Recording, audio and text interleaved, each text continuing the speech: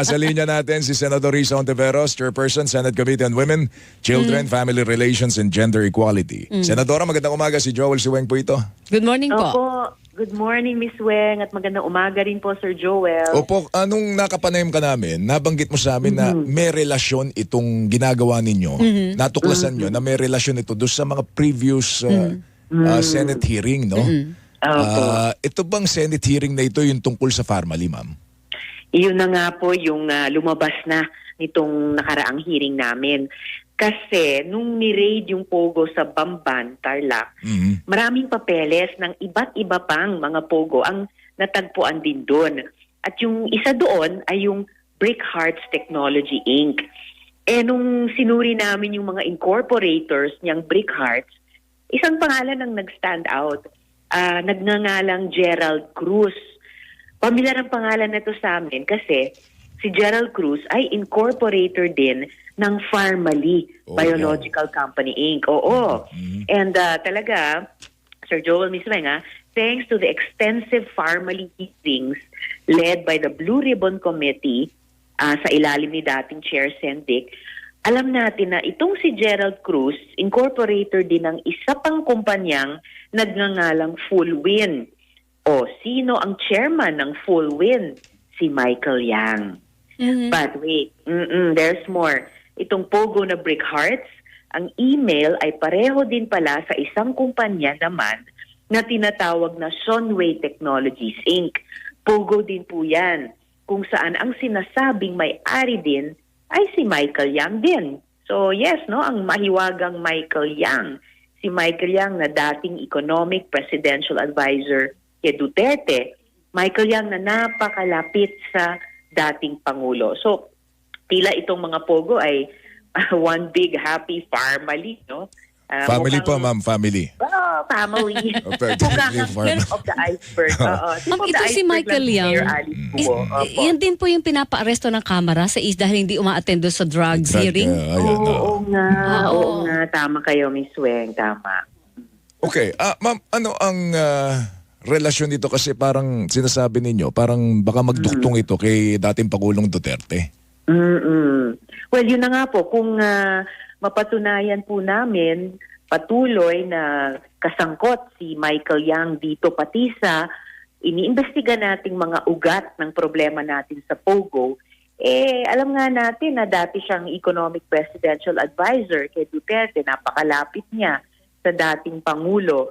So, iniisip po namin, baka yung nabitin noon na investigasyon sa Farmally na i-establish yung connection pati ni Duterte dyan, baka dito sa Pogo ay ma-establish po namin. Medyo lumalalim ito, ma'am. Parang baka sabihin naman ng taong bayan. Parang hindi na ba matitigil, hindi mahihinto? Parang walang period. Sa tingin nyo hanggang kailan patatakbo itong investigasyon po ng Senado? Well, mukhang marami-rami pang kabanata ang Pogo fiasco na ito. But hopefully, ilan na lamang hearing ay sa wakas maisasara na namin. Actually, itong misweng 4 na taong investigasyon ng Senate Committee on Women laban sa Pogo. Kasi nagsimula yan sa Pogo-related prostitution. Yes. Naging illegal recruitment and detention. Naging yung mahabang mga buwan sa pastilla scam hanggang dumako dito sa bulto-bultong human trafficking, cyber scamming, money laundering, itong anggulo pa ng espionage at itong ang pagbenta at pagkasangkapan ng Filipino citizenship para bigyan ng legal cover ang Pogo at mga krimeng nakakabit dyan. Honestly, tuwing dati akala na namin patapos na ang investigasyon sa Pogo, may bagong victim survivor na lalapit o may bagong whistleblower na magsusumbong na nanganganak ng problema itong Pogo. Lumitaw nga rin dito, Weng, yung yung 'di ba, yung pamimeke ng birth certificate, tapos para makakuha human trafficking, para maging Filipino citizen, dito po sa Santa Cruz, yan, Zamboanga del Sur. Davao del Sur pa. Ma'am, ano pala ito? I think there's a flaw in our system, no? Kasi pagka nag-apply ka sa PSA, Weng, Sabihin sa'yo, ay wala ka record dito. Punta ka sa local civil registry. Doon ka kukuha. Doon ka kukuha. Yes. So, ang local civil registry, pagka kinurap mo yan, kung ano man ang inisyo niyan, Correct. syempre kukunin ng Tatanggapin. PSA. Yes. So, I think there's something wrong with our system. Natingin natin kung ito'y in aid of legislation, itong ginagawa po ninyo, palagay Baka ko dapat... pwedeng masilip na rin yun. Oh, may mga butas doon, ma'am. Di ba? May mga butas. Opo, actually, meron na ngang mga kababayan tayo at mga netizens, batid po nila yung napapansin ng komite na brittle yung ating regulatory system. At yung pagka mabuhay na yan, pinagsasamantalahan ng mga may masasamang balak. Pero hindi po papayag ang Senado na tuluyan nilang sirain itong sistemang ito. Kailangang ire-reforma ng bawat department at attached agency na kalahok ngayon sa aming investigasyon yung nasisilip nilang mga cracks na ganon. PSA man yan or nung isang nakaraang hearing yung Philippine Retirement Authority din, kahit nga po yung NBI. So nagkakaroon po sila ng kasabay ng mga, kung may ongoing na mga reforma na sila, nagkakaroon sila ng realization dito sa aming investigasyon na meron talaga silang dapat higpitan pa sa kanilang mga sistema at saka kooperasyon among each other para tigilin na yung ganitong pagsasamantala sa mahinang mga sistema natin at the hands ng mga kriminal. Balikan ko lang po yung pagdinig, Joel and Ma'am Riza. Kahapon, di ba, nag-decide ang AMLAC magkaroon na ng freeze order sa lahat ng ari-arian at napakaraming bank accounts pala nito si Mayor Alice Guo. Pero yung issue ng pagpapaaresto sa kanya ng Senado at sa kanyang pamilya, kailan po yun maisasagawa or mailalabas yung arrest warrant sa kanila? Well, as we speak, Ms. Weng, pinoproseso na ang arrest order para sa mga sinight in contempt. At sigurado ko gagawin yan sooner rather than later. So para maalala po ng ating mga tagapakinig, kasama dito sina Mayor Alice Guo o Guo Huaping, pati na yung kanyang mga kapamilya, no? Ang tatay niyang si Jian Zhong Guo, ang mga kapatid niyang si Sheila Guo, Seaman Guo at Wesley Guo, at ang nanay nilang si Lin Wenyi. At kasama din sa mga kinontempta si Dennis Cunanan, convicted na dating TLRC Deputy Director General. Dahil nakita sa mga dokumento na authorized representative siya ng POGO sa Bamban, Tarlac at yung POGO sa Porac, Pampanga. At isa pa ay si Nancy Gamo, ang nakapirmang personality na nag-aayos ng mga papeles ng POGO na ni-raid sa Bamban. Saka nakapirma din siya sa mga papeles ng ibang mga negosyo ni Mayor Alice Guo.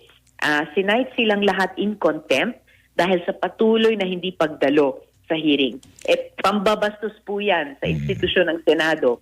At dahil nasabina na sila nung una, obligasyon nilang respetuhin ang batas ng Pilipinas. Kritikal ang mga papel nila sa investigasyon tungkol sa mga krimeng dala ng POGO sa bansa. Kaya hindi katanggap-tanggap na isnabin nila ang sampina. Ma'am, pero ang monitoring po ba ng immigration, may report po ba sa inyong immigration na lahat ng nabanggit ninyong personalidad ay nasa atin pa dito sa Pilipinas o baka naman may mga nakalabas na dyan?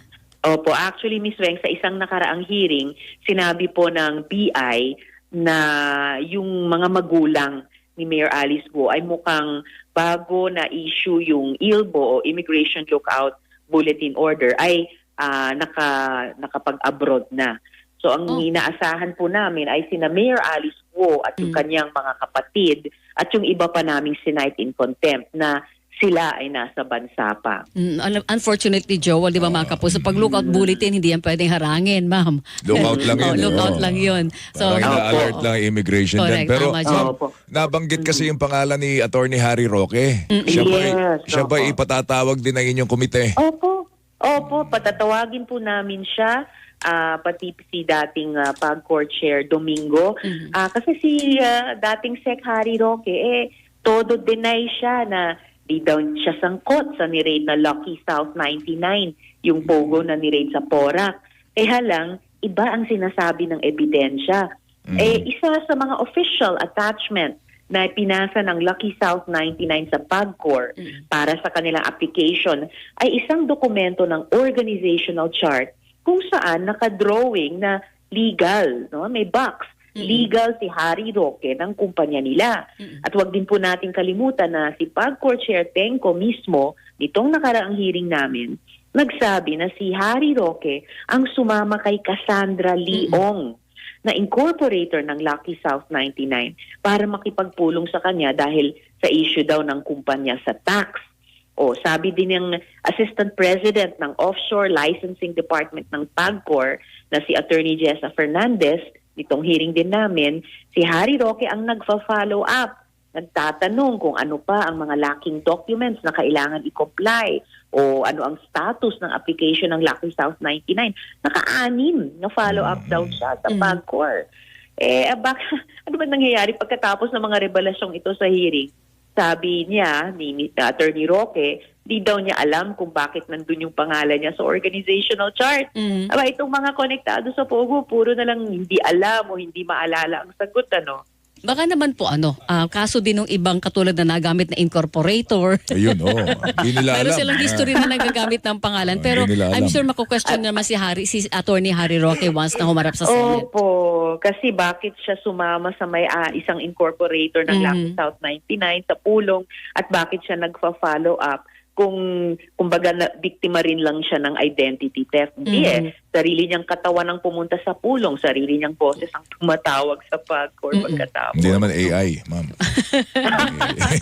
Grabe, no? Kung AI na yun. Senator, maraming nababanggit na iba pang pangalan katulad ng mga nasasangkot na galing sa family, hindi po ba? Yes. Yung pong mga pangalan, mga big shot ito, Joel, hindi mga ordinaryong mamamayan ito at hindi basta mga negosyante.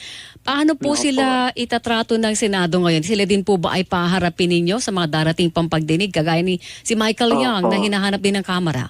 Opo.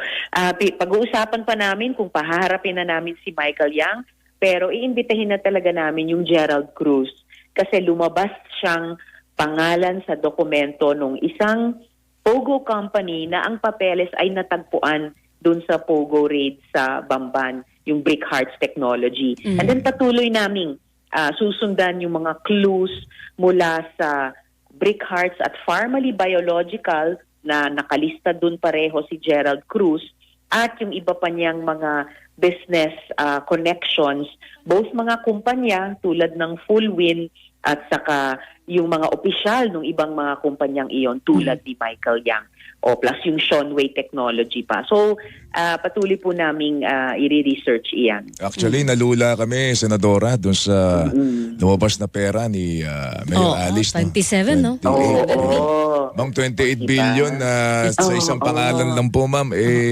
Parang kaya niyang tumbasan ng kayamanan po ng mga Ambani ng India.